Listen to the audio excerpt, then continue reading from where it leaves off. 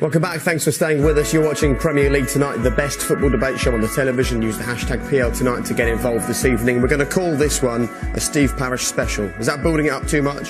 Thanks for that. No pressure. No pressure at all. Before we speak to Steve about this result and everything else to do with Palace, keep your questions coming in, keep your thoughts about this club coming in using the hashtag PL Tonight. But let's have a very quick look at all of the headlines from today out of Lives. I'm afraid indeed the Black Cats have run out. After 10 years in the Premier League, Sunderland have been relegated, and that picture tells a story. Jermaine Defoe has been so good for them this season. Tenacious Tigers, they shall fight on. A brilliant penalty save from him keeps Hull in the hunt for Premier League survival this season. Many say it's between Hull and Swansea for them. And Steve, look away now because finally Burnley have won a game away from home, which takes me straight to the very first tweet from a Palace fan who says, "Of course we give Burnley their first away win of the season. Of course we did. It's the most Palace thing ever." That's from Norman Q. And Nick Godwin says that was like a time warp for Palace fans, as though the last 2 months never took place. Thanks for joining us, because I'm sure that was a frustrating watch for you from up in the director's box. Yeah, very frustrating, and I don't want to take anything away from Burnley. They performed really well today, got the early goal, made it very difficult for us. But I think, you know, the 3 games in a week took its toll. You've got to point to some of the refereeing decisions today. I mean, I'm in the director's box. I can see Wilfried's timed his run. He's onside. That's a sending off, or he scores. You know, it's a game changer. And obviously, I thought it was a penalty. So, look, sometimes it goes through, sometimes it doesn't. We've got to keep going. We're perfectly capable of beating Man City next week. So, you know, we'll give it a go. And when I sit here and tell you that you've got 38 points, you're surely going to be safe because the teams below you have struggled so much this season. Do you agree with that at all?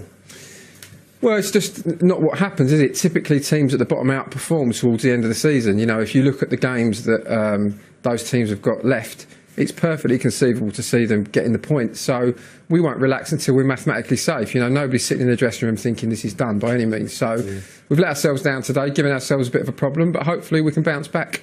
And do you ever get used to sitting there in games as crucial as this, when Premier League survival is on the line and it's out of your hands, and it might be a refereeing decision, or it might be a player that you know is earning 90 grand a week, doesn't put a shift in?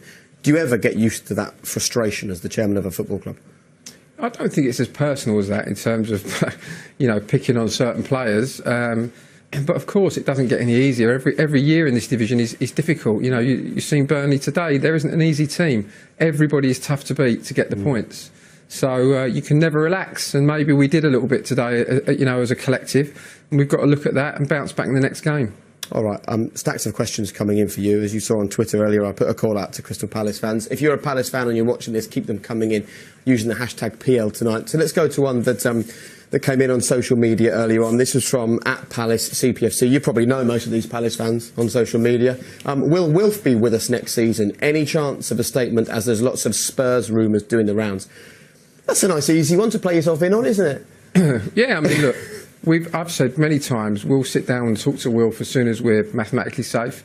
I think he's got 4 years left to run on his contract. So, you know, the questions are nonsense. You know, in my view, we haven't had any interest from another team so far. You wouldn't. It's not the transfer window. So, you know, I think that we'll look at it at the end of the season. But everybody wants Wilfried to stay. I want him to stay.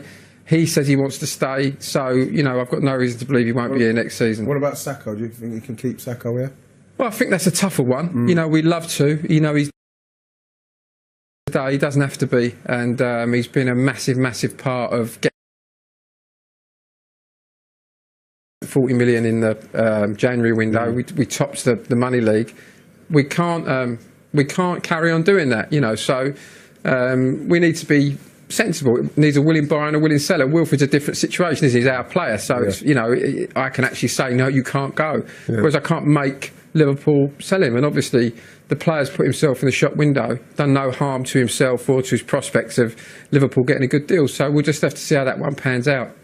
As a chairman, how important is it when you actually spend money, to actually get value for money? Because you think about, you know, Sakho's come in on a loan, but Milivojevic been terrific. Schlupp and Van Aanholt almost needed those positions, a left back, a centre back, and defensive midfielder. I'm sure it's nice when you spend money that you win, what, 6 in 9 games. Yeah, definitely. I mean, they were positions that we needed. We've got a great scouting setup here, which Sam embraced. He was very good in the window, very diligent in looking at players. So yeah, we were very pleased with our business. I don't think we got any bargains. I mean, I look back to the first. Is there such a thing anymore though in football? It's getting harder and harder. So if you go back to the first January transfer window, we bought Scott Dan for $2.5 million, Jason Puncher for 400,000, Joe Ledley for 400,000. You know, those days are gone, really. I think as soon as a Premier League club calls, then the price is, you know, the starting price is 5, 6, 7, 8, 9, 10 million. So I think we got good players for the right money in the transfer window, but I don't think we exactly got bargains. No. But I think they've all performed very well, and we wouldn't be where we were if we hadn't have done that business.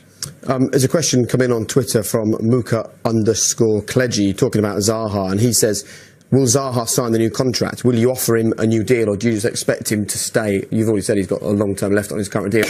Are you expecting him just to stay here happy on that contract, that deal, or is there a conversation to be had? Well, he did get a new contract last summer, so, you know, it's that's what I was going to say, Trevor. What's happened with that? Because if you're going to sit down with him now, you're going to give him a new one. Suppose someone linked with him next season, you're going to give him another new one. Will he ever finish a year of contract? Listen, I don't think it's about necessarily if other people are interested in him. It's about the value of the player and the value of the player within the squad. You know, we've got other players earning certain amounts, and that all has to come into consideration. I think anybody would accept that Wilfried's developed as a player this season. I think even today, in today's mayhem, first of all, the effort and the, you know, the passing sometimes getting us out of tight situations. 6 goals, 9 assists, by far his best tally in the Premier League. So, you know, you've got to look at that, and I think as club owners and chairman, you want to keep everybody happy.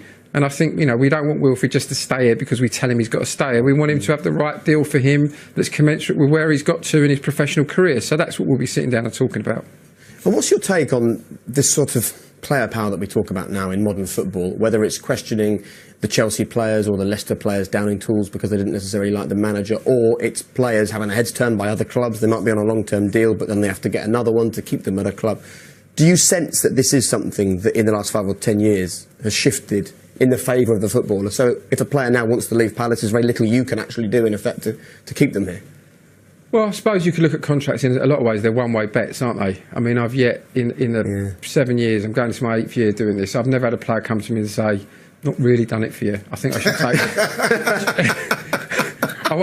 I wonder if I should have a cut, you know, in my money. So, obviously, it's that can be frustrating. But, you know, people know their value, and it's a free market. It's probably a pure market in a lot of ways.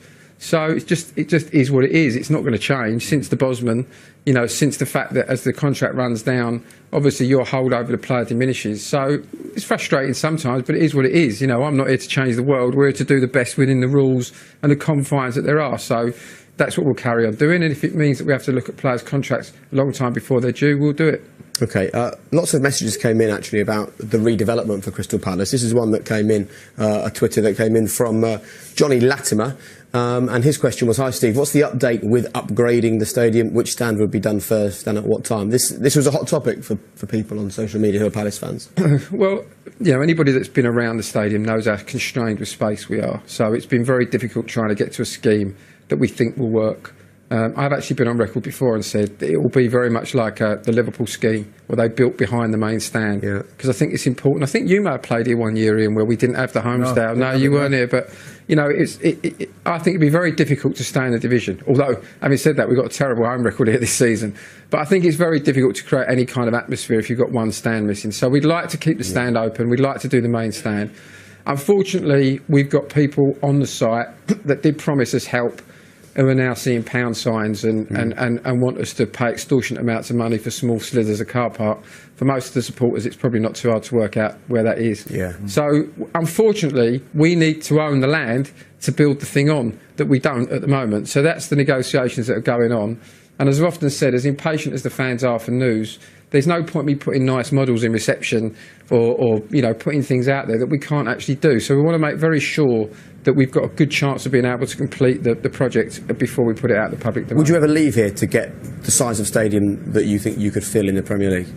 No, I think that, to be honest, it's so difficult now in London to get planning permission for a brand new stadium. You're talking about 10 years' work. So I think it's far more sensible. We can get to the capacity we think that we could, you know, easily fill. What's that?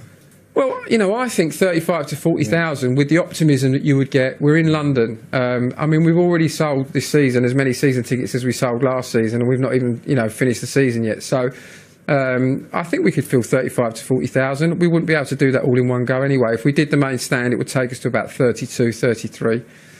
So, you know, hopefully we can do it, and hopefully we can do it in a shorter period of time than trying to find a new site to build a new stadium, which in central London or just the outskirts of London would be very difficult. Okay, right. Let's talk about football then, and specifically what's happened at the training ground and on the pitch this season. At what point did you know you had to make a change with the manager? I think probably United game we were 1-1. I thought that it was going to a draw. And then, you know, we lost the game 2-1. I just felt that we were mentally fragile. I think that we tried to change the way that we wanted to play, and it got us into trouble. I don't think we were quite ready to do it. And I just felt that as successful as Alan had been here, and he had been very successful, as I've constantly said, you know, if you keep this team in a Division 2 seasons running, you get to an FA Cup final. You know, in 100 years of history, that's almost as successful a manager as we've had outside of, you know, Steve Coppell. So it was a real difficult decision, but I just felt that we lost our way, and it was difficult for the incumbent people to find clarity, to find a way to get back to where we wanted. What you mean by that? Difficult for them to find because they're so involved in what's happening, or? Yeah, but I think once you've gone away into a certain playing style, and you've come away from what it was that made us successful, I think it's quite difficult for you to turn that back or to find a third way, maybe, you know, a combination of those two things. So because I remember hearing Alan Pardew say actually Mandanda was important in the way he wanted to play, which was play out from the back and play a little bit more. Was that the style change, and play a little bit more, get the ball down? And yeah, absolutely. You know, we both wanted to do that. You know, I felt it's tough some games to watch your team have 26% possession. Yeah. You know, I mean, it's just tough to watch. And we felt if we wanted to break into that top 10, that we needed to look after the ball better. And you get involved in those conversations? Yeah, of course, because I think if the manager can't get me behind it, you know, if we're at odds in terms of what he's trying to do, then of course. So, you know, I think we backed him. And then in the summer transfer window, maybe we didn't go far enough. I think there were one or two holes that we left. And we, you know, as with any season that doesn't work out, you'll have bad luck. You know, that's the problem with this league. You know, if you get some injuries and some bad luck, then you can find yourself where we are now. And we certainly haven't had the rub of the refereeing decisions this year, and definitely the injuries. So Papa Soiree, you know, the car accident he had, unfortunate incident that nobody expected, that did leave us a bit bare at left back. So combination of factors really, I think, got us into just a situation where it's difficult, because if you leave it and you can't see it really changing, then you're negligent. Whereas obviously if you make a change, and, you know, I think we're in a better situation than we would have been. I'm sure Alan would disagree with that and would like to think that if we'd have given him that back in January, we'd turned it around. And who knows? You know, he's an excellent manager, and that may well have been the case. But I have to make those calls. I felt it was the right thing to do at the time. Let's hope that it proves to be successful. And pundits, presenters, journalists, we've all had our opinion on what's changed with Sam Allardyce coming in. You're in this brilliantly unique position there, where you see what the atmosphere is like in the changing room, at the training ground, afterwards, in the director's box, on the football field. You see everything. So what do you say is different now under Sam Allardyce? Well, I think anybody that comes in gives a fresh impetus, doesn't it, and a fresh direction. Sam knows how to stay in this division. He knows what works, and he doesn't really, to be fair, try things, not at this stage. You know, maybe next season he will, but right now it's about playing the percentages, getting the right personnel, getting round holes in round pegs in round holes. And he brings in a very, very good backroom team. You know, Sam's not somebody who tries to do everything himself. Got an excellent new fitness coach, got an excellent psychologist who's working with the players. Brought Sammy Lee in, who everybody knows is a superb number 2 and has worked with Sam for many years. So lots of little levers that he pulls that got those excellent results. But, you know, Sam will tell you we're not over the line yet, and none of that will count for anything unless we can secure ourselves in the division. And if you do, and you're in the Premier League next season, which I think all of us are expecting, how much work does this current squad need?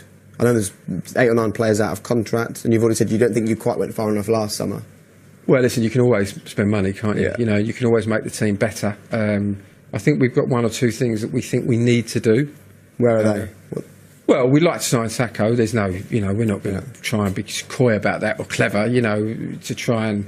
We've got a value that we'll pay. Doesn't really matter us saying that we want. Have you had a conversation yet with Liverpool? How much they think he's worth? I don't think that it would be the right time. We can't do it, and obviously, the injury puts a slightly different complexion on it. I think he'll be fine. Actually, I don't think it's a long-term thing.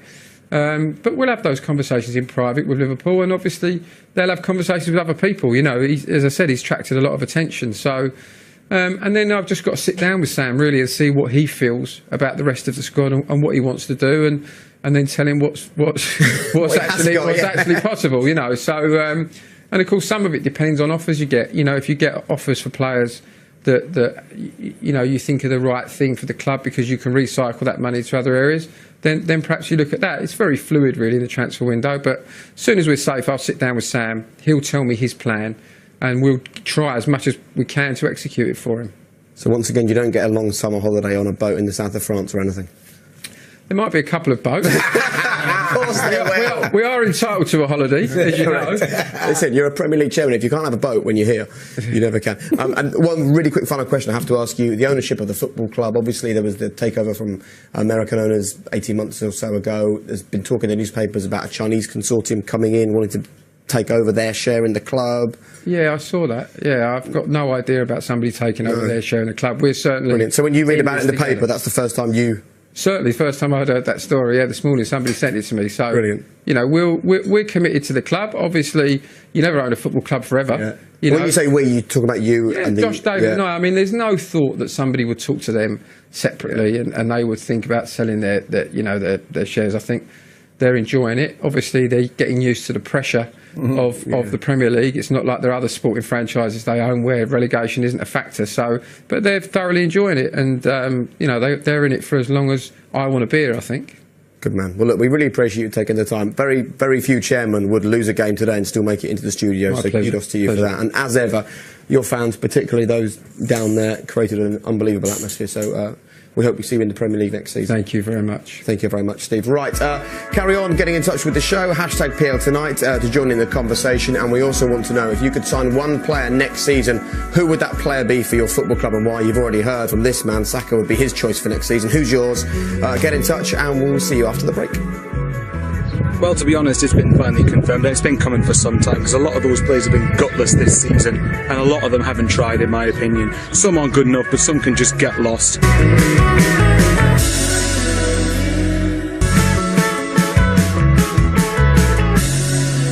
Welcome back. As you can see, Martin Keown has joined us. How was that for you today? Well, Burnley, I was really impressed with the way they played. Their two front players sort of typified their performance. Yep. Sean Dyche will be delighted with what he's seen today. Obviously, their first win away from home. It's been a long time coming. And I think the start of the season, it was the thing was for these players, these Burnley players, to actually. It was up to them to demonstrate that they belonged in the Premier League, and I think today they've pretty well shown it. Okay, lots of tweets coming in about Steve Parish and the conversation we've just had. Alan Jopling, a very dignified and informative session from the Palace CEO. Tom Pearson, exceptional honesty by CEO for Tag, that's his handle on social media. Darren Cadell, listen to Steve Parish, not a Palace fan, but the geezer speaks sense. And Joe Enright, impressed with the Palace chairman on hashtag PL Tonight. Keep your thoughts coming in with hashtag PL Tonight. Right now, though, it's time to talk to Sunderland, I'm afraid, and here's Michael. Well, to be honest, it's been finally confirmed. It's been coming for some time because a lot of those players have been gutless this season and a lot of them haven't tried, in my opinion. Some aren't good enough, but some can just get lost. Sick of the sight of this club. As for Moyes, I'm prepared to give him the start of next season because I'm not as Moyes out as a lot of other people are, but we need a big summer and we need to give some of our supporters reason to believe we'll come straight back up. I don't think we will, by the way. I think there's too much to sort out, but we should be in for top 6 minimum next season because we shouldn't be in relegation battles in the Premier League after 10 years. So get lost, Sunderland. About time we're relegated. The club deserves it, but the fans deserve so much more. Tough day indeed for all the Sunderland fans. As a Norwich fan, I know exactly how you feel. Thoughts are with all of you, and this is one that's come in from Colkin, The Times. One of the journalists says, that's it, Sunderland are down, a relegation several years in the making. That's probably the key point. But while Moyes was dealt an awful hand, he has played it badly. So did David Moyes ever really have a chance at Sunderland? I don't think so. But I did believe that he would have done something with his coaching acumen, how good he is in respect of making the team difficult to beat with whatever system he chose to play. You thought he'd do better? I thought he'd do better. I thought the team would be harder to beat, like we saw today with Burnley, 2 banks of 4, very difficult. And that, of course, that takes a lot of organising and a lot of hard work. You have to be fit. But then you put together with that a goal scorer of the calibre of Jermaine Defoe. Yeah. And at no stage when David Moyes being manager, I've seen any shift apart from here when they beat them 4-0 when we were here. But other than that, I just think that the manager has been good enough as well. So you think that David Moyes could have done more, but Steven Gerrard was on Premier League Tonight a couple of weeks ago and he said, take Jermaine Defoe out of this Sunderland team and it is a bang average championship side. That's the team that started today. That will go down as the starting 11 on the day that Sunderland got relegated. Let's take Pickford and Defoe out of that starting 11. How many of the remaining 9 players are Premier League footballers? Well, we're going to find out soon because someone will be dipping in to buy them and there won't be many that you go for. You think people will come and buy these players? Pickford, maybe. Kone will get a move, won't he? Kone, Kazri and Kirchhoff last season saved them. So when you look at Sam was able to save the majority of that team and he added Kazri, Kone and Kirchhoff and he's got those players in that team, and they've done nothing. Pienaar, and he's got a good goalkeeper. You look at Pienaar and Anichebe, they come on a free transfer. Yeah. You know, you wonder where the money's gone. Ndong, 17 million for Ndong. Van Arnold out here today. What sort of message did that send? Getting rid of a player to one of your rivals at the bottom of the table. 21 points is really not. Steve Parish just sat here and said that they went for it in January. Spent £40 million. Yeah. Sunderland, arguably in a worse position, they were in a worse position. They spent £7.5 million, and these are the signings under David Moyes over 2 transfer windows. £34 million by Premier League terms. That is nothing. Jake, every player, not one of those players have really made them better. Arguably, the player that made them the best was Anichebe on a free. And you think about Ngong, 14 million for him. Tini Boji from Chelsea at 8. You know, they spent quite a lot of money, but did they get that value for money in terms of?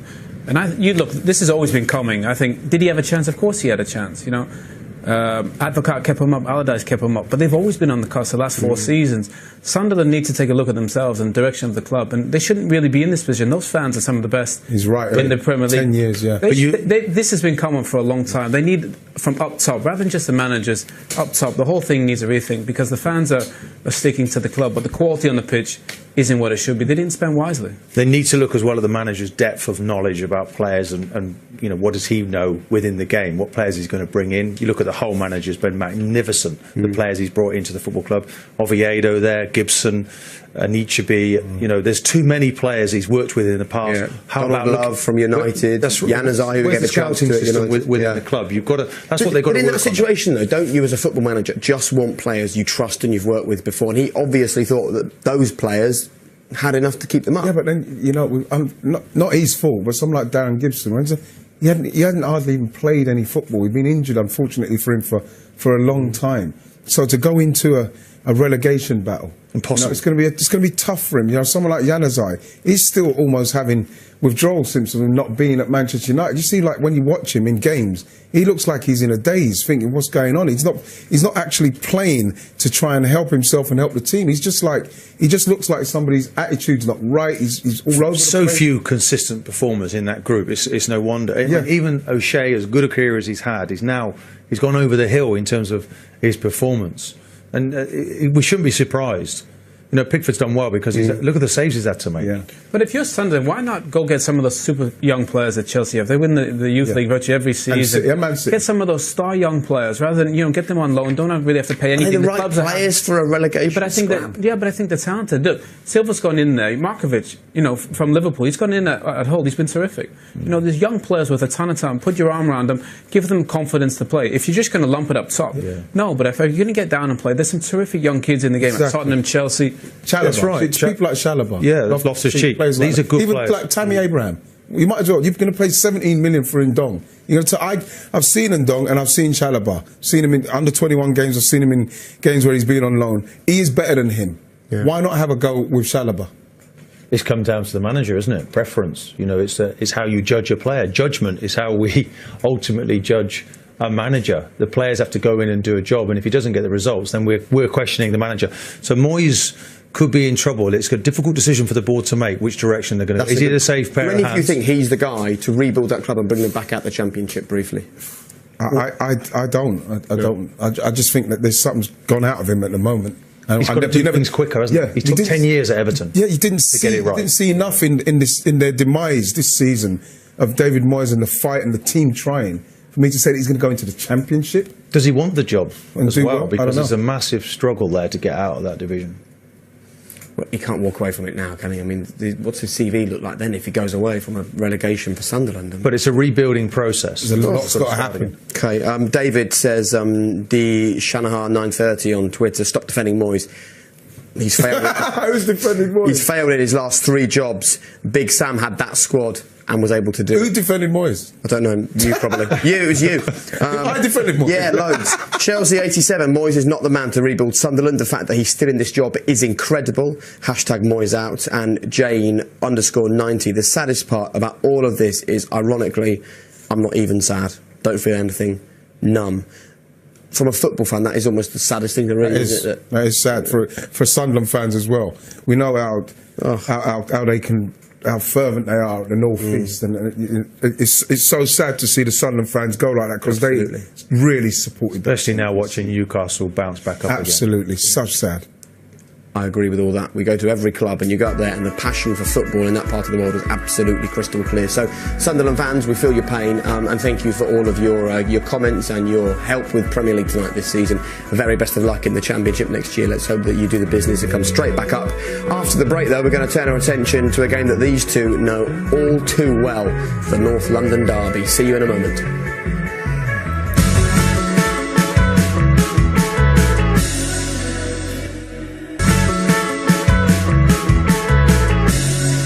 Welcome back. It's so hard to keep this lot happy. Martin's saying it's freezing in here. Righty's been saying he's too hot all day. I haven't. It's like running a creche hosting this show.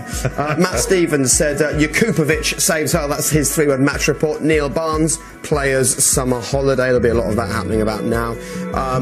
Kick the football, Burnley being Burnley, and Mark Shelton. Defoe to Brighton, question mark. Every club in the world is going to be lining up for Jermaine Defoe, isn't it? They all want him. Right, it's time to talk North London derby. Over to the fans. Here's Jack and Gianluca. It would be absolutely huge if Spurs finished above Arsenal this season. I was 7 last time that happened. That was a long time ago. And if you look at what direction the two clubs are heading in, it could be the start of a power shift in North London. Having said that, I'm not really interested in what they're up to this year. The title race is still on. I'm much more concerned about Chelsea.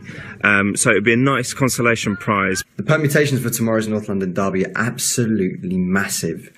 Tottenham obviously trying to win the title, going head-to-head with Chelsea, whereas Arsenal are attempting to get into the top 4 again after a stuttering season. I'm not too concerned if we do finish below them this season. If Tottenham go on 21 more years, win 3 Premier League titles, 2 doubles, 6 FA Cups, reach a UEFA Cup final and a UEFA Champions League final, then we'll talk. But there's no shift in power. Not yet anyway.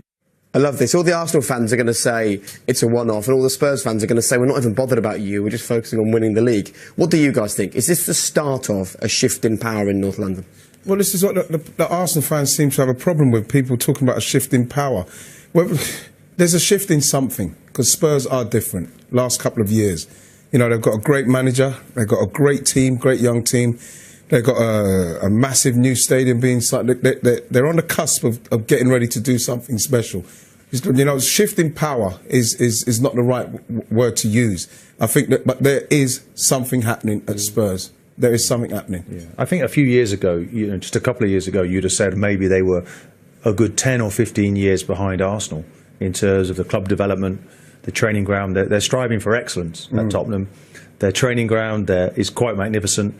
Their ground now is evolving into something really special. They'll have a platform to develop and to compete with all the best teams. And the team then on the pitch, you know, if you go to White Hart Lane, we used to call it 3-point Lane back in the day. If you go there, the fans are in harmony with the team. They know they've got a special team there. And they're better than Arsenal. There's no doubt. And it comes from a core of English players that they've got. You have to look with envy, because they've got winners in that group. They take responsibility. They want to go from the Dele Alli. I mean, in that dressing room, it must be who's best? Is it Kane? Is it Dele Alli? You've also got the Belgian players in there, brilliant players. Also, they don't buy well, particularly. There's been one or two signings. Sissoko came in there for a lot of money. Jensen. Yeah. Not fantastic, so that needs to improve slightly. Apart from that, they're right in there. As Arsenal legends, you're both envious of what's happening at White Hart Lane. You're not going to be envious of what's happening when they've got a goal scorer in Harry Kane that looks like he's going to continue doing that for many years to come. Dele Alli, people talk about Real Madrid and things like that. Toby Alderweireld is one of the best centre halves in the league. The goalkeeper. You've got Kyle Walker and Danny Rose when they're fit. People, I heard their names mentioned with Barcelona and stuff like that. People want to buy them. Man City, they've got a team on the up. And you've done your combined 11. Just to explain to us how you came to the decisions then on this, because you've only named 3 Arsenal players in this: Shelny, Sanchez, and Oxlade-Chamberlain. That might raise a few eyebrows. Oxlade in his current form should make that team. Just 3 Arsenal players, though. Yeah, but where else are you going to, apart from Sanchez? I put Eriksen in there on his current form. Can I put Ozil? As much as I love Ozil, I can't put Ozil in there on his current form in front of Eriksen's current form. Who are you going to put in front of Ali from Arsenal? The Ox has got in on his current form as well at the moment. But when you look at the back, I'd start with their goalkeeper, Alderweireld, Rose and Walker being the best 2. It kind of like, of course you're going to put Sanchez in there. That for me is why I can only put 3 Arsenal. Well, even Vertonghen's unlucky not to be not to be in that team. And would you put Vertonghen in over Koscielny? No, Koscielny is Arsenal's best defender. Would you put Vertonghen in over Rose? No, because Rose, he's been out a long time. Well, would you put Vertonghen in over Alderweireld? In fact, I'd have played a different system, right? I've got Vogue at the moment. He's free at the back. I'll leave you playing a 4. Right, Owen, as the neutral here, and you're a neutral who watches so much football, it's unreal. Someone would call you a football pervert. You're obsessed with it. What are I about this? That is a positive. That is a compliment. Pervert from. Take that. Football connoisseur. I love you. What are Arsenal currently doing better than Tottenham? Nothing. Wow. Tottenham are better. Righty's right. I think Tottenham are better virtually in almost every phase at the moment. The only thing Tottenham are missing is a title. Once Tottenham win a title, they're going to do special things. They're going to win a Premier League, no doubt about that. They're going to win something in Europe, in my opinion, eventually. They are going to, if they stay together, which they will, and the only reason they haven't broken up already, because I think everybody realizes the manager could go anywhere he wants, Kane, Ali. The only reason they're still together because they know they're building something special. They didn't do it last year. They're probably not going to do it this year. But in the next 4 years, this group of players will win something, I guarantee. They have to win something, because if they don't, it'll break up. It will, yeah. There's no doubt about that. We've experienced this at Arsenal. We lost the likes of Anelka and Overmars and Manu Petit. We didn't win anything between 98 and 2000 and whatever it was. And it's very difficult to keep players, keep it happy. That's why Arsenal, if Arsenal would have won the league when it was there to win, and Leicester won it, your Ozils and Sanchez now would already have signed their contracts, and they don't want to sign because they want to go and win something. That's when you win a trophy, though, it bonds you together as a group, and that's something that they're missing. They've shown good character this year. When they looked like they couldn't win it last year, they pretty well collapsed. They let Arsenal in through the back door. Arsenal coming second, 10 points behind. But Arsenal have slipped somewhat this year, and it's made everyone question Arsene Wenger. But he knows how to win things, and his record in the FA Cup is outstanding. And I'm sure over the years you've looked forward to the North London derby, licking your lips, can't wait for the game. As a proper Arsenal fan, and you love the club, I know, what are you feeling ahead of this North London derby? Excitement, anxiety? Yeah, well, I think that you can only take confidence from the fact that we've beaten City in a big game, with a change of system. Players playing well in it. They looked like they were fighting for each other. Spurs have won 8 in a row, though. Spurs have won 8 in a row, and they've not lost at their ground. What we could do is we could be the only team to beat them in their last season at White Hart Lane. No. Well, to be honest, that's exactly what I'm clutching at, the way Arsenal have been this season. But at the same time, in a derby, with confidence, you've got to go to White Hart Lane and believe that you can win.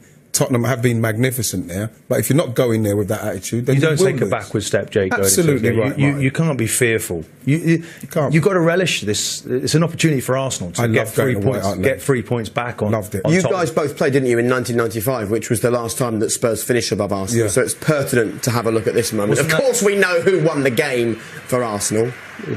But wasn't that As if that was a penalty, right? Do you know what I mean? I don't die with my Weren't we friend. playing? Right. Weren't we playing in a European final though? I think that's what it was. And we played with a weakened team. Yeah. It was right. It was right. It was something along those lines, although Dicko was playing. Well, it finished 1-1 that day. That's the last time Spurs finished the season of Arsenal. Can any of you love that? Jurgen, any of you tell us who the manager was that day? For Arsenal? For Arsenal. Stuart Houston. Oh, you were struggling on that one. You normally get every question about Arsenal. Which manager for which club did you? I was always going to get that because Stuart Houston, it was when Bruce Riot just left, and he hated me just as much as Bruce Riot. I remember the time. Everyone hated you. I love that. We all loved it. And in a nutshell, next season Spurs are at Wembley. They've played 9, won 1, drawn 2, lost 6. Is that going to be their Achilles heel next season? That's their only issue. They're at Wembley next season. That might be an issue for them. That group needs to win, as Martin was saying, and it could be an issue at Wembley. It hasn't been their ground so far. It's a shame that it's come at this time. Yeah, it's an awkward time for It's not really your home, is it? And every game can be like an away game. It depends how they start. They need to win those early matches of the season. By anyone's reckoning, that was a sizable nutshell. Right, it's time to take a very quick break. We'll be back in just a couple of moments. Your 3-word match reports need to come into us right now. And this is the crucial thing. Which one player should your club sign for next season who would make all the difference to your team's Premier League hopes? Hashtag PL tonight, and we'll see you in a couple of moments for the final part.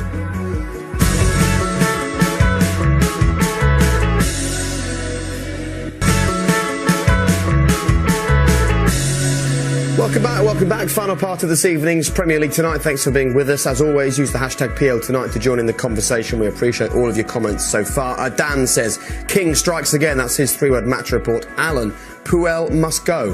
What? Wow. Saints fan. They're like 9th or something in the league. What? Really? What is going on? They made the cup final. Weird. Welcome to football. Rob says Bilic out now. Continuing the theme of managers going. Sean says I'll take that. He's a West Ham fan. And Hayes VG, no goals again. Another West Ham fan. And Daniel Yates, just to make it a trio. Mark Hughes out. There you go. The fans are feeling in a generous mood today, aren't they? Right. It's now time to talk about which one player would you love your club to sign for next season. They'll have their say in a moment. But first, here's you guys. I'd like Liverpool to sign Van Dijk from Southampton this summer because I believe we need a real strong centre-half, someone we can rely on to play for Liverpool week in, week out, someone who can win headers for us in the box, someone who can make us better on set pieces as well, because that's been a big problem for Liverpool. I'd love to see Spurs sign Zaha this summer. We tried to sign him before, but I think he's gone up a level this season. If Everton want to kick on and go to that next level, they need to sign a lad called Gylfi Sigurdsson, Swansea's best player this season, dead ball specialist, can strike the ball with his left or right boot, gets goals, assists galore. One player that Watford should sign in the summer, well, it's no secret that we're on the lookout for another goalkeeper, as Aurelio Gomez is getting on a bit. So one player I think we should sign is Sunderland #1 Jordan Pickford. This summer, Burnley Football Club have to concentrate on a striker. We need to get somebody in who can score a few more goals than we've managed this campaign. Top of my shopping list is Watford's Troy Deeney. Easy, Antoine Griezmann. United have really lacked finishing in the final third this season. We've created a host of chances but really failed to score goals, leaving us with so many boring 0-0 draws at Old Trafford. That's been a real problem. Right, they're talking about it. It's got them going. Hopefully it has you at home as well. I'm interested there. That chat about Spurs, Wilfried Zaha. Surely we've spoken about our admiration for what's happening at Tottenham. If Wilfried is seeing the same thing as a football player, despite the long contract, despite how much Palace want to keep him, you'd want to go and join that if Spurs want you, wouldn't you? Yes, you do, yeah. And that's the problem what I think Steve Parish and Palace fans will have to deal with, because at the end of the day, the Tottenham fans would want him there. If he can get that consistency, what we're seeing a lot more this season, he would be a major asset to Spurs. How much would he cost? 30-odd million, isn't he? 30, yeah. He's got to think about how poorly he did when he went to a big club last time. I think that was a wild on Martin. I think that he's somewhere else now. Well, I really do think he's somewhere else. But I don't think that... I think if you were a manager, you had a kid that gifted, that quick, that powerful, 6'1", that can score goals and create them. I don't think the manager got the best out of the kid. No. I think Pochettino will get the best out of him. Yeah, well, he wants him, doesn't he? You want to go and play for a manager that loves you. Alex Ferguson's last signing wasn't healthy for the lad that he wasn't there to help him. Doesn't Pochettino work brilliantly for Zaha? Zaha worked really well for Spurs, and 30-odd million quid worked really well for Palace. I mean, it allows them to reinvest as well. Sam, we know what he's like in the transfer market, so he straight away put that money to good use. Yeah. I mean, Palace fans will hate us selling him on this show, but sometimes a deal works for everyone. No, but they said, of course. You heard the Tottenham fan talking about they'd like to get Zaha If Zaha gets that consistent, like I said, he would be phenomenal there. Okay. What's the deal with Man United? Do they need to sell to buy? Jose's already said, didn't he, at the start of the season, your mate Schweinsteiger was left out of the squad, and Jose said, I want 20 players to work with. I feel sorry for him. He's not made the cut. That's a big squad at United now. Well, look, he sold Schneiderlin and sold Depay. I mean, they probably have what? They could probably easily sell 4 or 5 players and bring in 80 million. So on top of probably the 100 at least that they'll spend 150. You know, I think you have to look at what you have and what you desperately need. You know, I think they need like a Dybala type player. Everybody talks about Griezmann. I think Griezmann would be terrific, but I think Dybala, you know, a little bit younger. I think he's going to be a superstar if he isn't already. I think he would be magnificent. That star power that Ibra brought, I think Dybala could bring that as well. Glenn here says John Terry to Man United. He's worked with Jose before. He's exactly what we need. Bends over backwards for everyone around him to help. What do you think? John Terry to Man United. John Terry, you need more like a Van Dijk type. You need people 25 in their prime. John Terry, what? He's 35. No, you need the next John Terry. You need Van Dijk or something like that. You could get away with buying Ibra at that age as a forward with how Ibra's been, but John Terry at this stage of his career going to Manchester United I think that would be. It's a good job they've had as many players as they've had, isn't it, Manchester United, with a number of injuries. Yeah. There's 1 or 2. It's always been like Freshers Week, isn't it? You know, where everybody on trial, the amount of players that have come in. Martial wasn't fancied, and now he's suddenly the flavour of the month. Rashford wasn't given an opportunity. So many of the guys doing well now weren't even thought about at the start of the season. Yeah. And that tells me Mourinho didn't really know what he had really under the bonnet at that club, but they need strikers. Whenever you went to Manchester United, you looked at the bench back in the day. They had York, didn't they? Yeah. Sheringham, Cole, all manner of strikers. You can't go now. Ibrahimovic is injured. That may well force them now into spend money in that department. Arsenal, who should they buy and why? I still believe we need a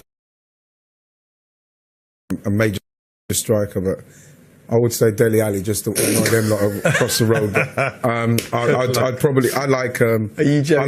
love Lewandowski or Mbappe. No, let's talk Dele Alli. Why Dele Alli? Because just to wind up the Spurs. Because I think from midfield, the way from in that position what he plays, to go forward as well and help score those goals and score in big games. You know, if he's got the right team around him, he's just going to be magnificent. Has to be a proven goal scorer for Arsenal and a midfield player. Name one. Lukaku?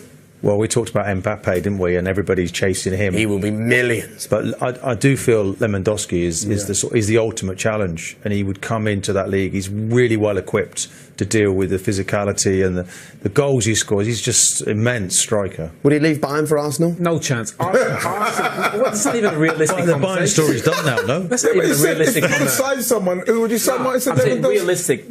Arsenal need a right winger. It's not realistic we're going to sign Dele Alli, is it? No, but I'm saying Dembele at Dortmund, 19-year-old kid, one of the best players in the Bundesliga, superstar potential. He's what Arsenal need. I'm amazed that they haven't gone and tried to stand look, I've got loads on here, so I'm going to run through them. I just need a big yes or no whether you agree with these people. Tom, Arsenal should sign Lacazette. It's kind of gone off the board a bit. I'm not sure. I'd take him, yeah. He is good, though, but like Aman, Idrissa Gueye from Everton to Arsenal. Very good player. No. Okay. Henry Widgeray, Liverpool should sign Joe Hart. Liverpool should sign Pickford. Okay. I'd go Pickford. You think so? Okay. Robert Hills, as a Saints fan, I'd love Sigurdsson. That's a good one, actually. If Swansea go down, Sigurdsson can have his pick of the Premier League. I mean, maybe not the top 2 or 3 teams. It'd be good for a lot of people. It'd be good for probably anyone. I think he's one of those. He's a special player. A lot of teams. Sigurdsson. Okay. I need more volume from you lot. Chelsea should sign Lukaku for their Champions League hopes. Of course, yeah. That's not more volume. He's not going to get a game, though, is he? Mark Barrett. Costa will play. Yeah, but Costa's going to go. We don't know that, do we? Yeah, but I think he will. They're not going to sign Costa and Lukaku. Let's do this after. Go on, sorry. Everton need a top quality centre-half like Van Dijk, says Mark Barrett. Yeah, but he's out of the category. They need somebody else. Van Dijk's going to go to a big team. Okay. Van Dijk could play for Barca Real. Johnny, a Newcastle fan. Michael Carrick, out of contract, local boy, experience, culture and quality. That'd be a good signing for Newcastle going back home, yeah. Okay, and finally, Lewis Brown, Man City should sign Kyle Walker. Oh, that's a great response, Martin. That's what we got you in for. It's those golden moments of television. It's not realistic, but I was just thinking about Yaya Toure, thinking about players that contracts are up. Why not go to Arsenal? Should have bought him 10, 15 years ago, but take him now. I don't think so, Mark. No, I'm Is he not better than what's there now? At this point, I'd love to talk about... At this stage, I don't think Yaya's the way forward. All right, we've got to go. Sadly, we can talk for another hour. Seriously. I'm going to just ignore them and tell you what's still to come on BT Sport before long. Up next, the Cubs against the Red Sox. You can see Chavez against Porto. Premier League today, tomorrow morning from 11 a.m. and Man U Swansea from 11:30. You're so ill-disciplined, but I love all three of you. As always, we'll leave you with a fan. And this is West Ham fan. Say goodbye. So the thing is about Stoke, it was one of the first of the new stadiums that got built, and people criticise the lack of atmosphere. It's not in the city centre. You know, maybe the locals can't identify with it, but what you can say is there's plenty of parking, and surprisingly a lot of places to get a pint before the game. You could go to the Harvester opposite the ground, or like me, you can go to the rugby club where you can get a pint for about £3, £2 for a pie. Great day out really. Game was 0-0. That's it really.